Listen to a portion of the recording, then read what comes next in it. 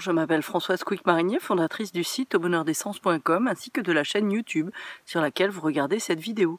Aujourd'hui, je me trouve en Corse et je vais vous parler de l'huile essentielle de myrte vert. Le myrte est un arbrisseau très vert que l'on peut retrouver sur tout le pourtour méditerranéen. Nous l'avons ici aujourd'hui en baie. Vous voyez ici ces petites baies noires justement qui vont servir en Corse à la fabrication de liqueurs, d'huile, de sirop, mais également que l'on introduit dans des plats comme des pâtés ou autres. C'est un arbrisseau justement qui va être très aromatique et que l'on va trouver par exemple au Maroc ou en Tunisie. Dans ce cas-là, nous aurons un chémotype particulier, c'est le myrte rouge. Si on le trouve ici en Corse, le myrte vert, Myrtus communis à cinéole, 1,8 cinéole, cette huile essentielle et cet arbrisseau vont avoir des propriétés particulières.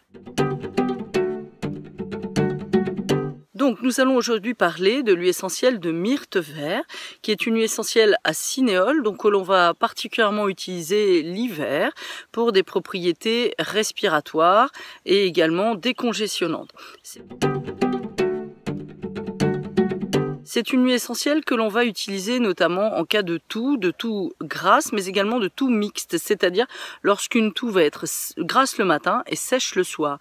C'est également une huile essentielle qu'on pourrait conseiller chez les orateurs juste avant qu'ils prennent la parole, lorsqu'ils vont avoir ici une petite glaire et qui vont faire là, c'est tout à fait indiqué pour le myrte vert qui va être très efficace dans ce cas pour solubiliser au niveau des cordes vocales ce genre de petite glaire.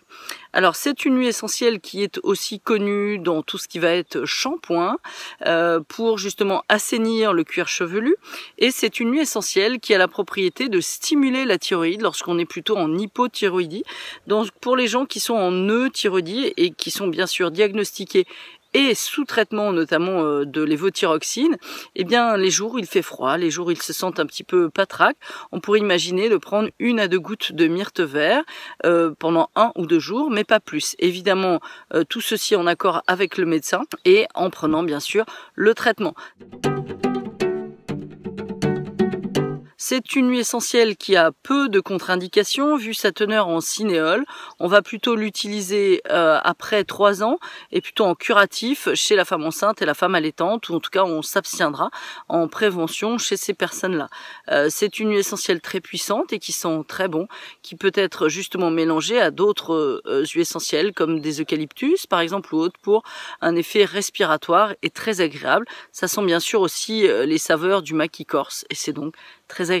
Voilà, j'espère que vous avez appris de nouvelles choses sur l'huile essentielle de myrte vert. Ne confondez pas avec l'huile essentielle de myrte rouge que l'on trouve aussi de manière très courante, qui elle est plutôt anti-inflammatoire et pour les toux et tout ce qui va être phénomène ORL très irritatif. C'est plus anti-inflammatoire que le myrte vert. Par contre, c'est moins expectorant. Voilà, je vous dis à très bientôt pour de nouvelles aventures aromatiques, bien aromatiquement.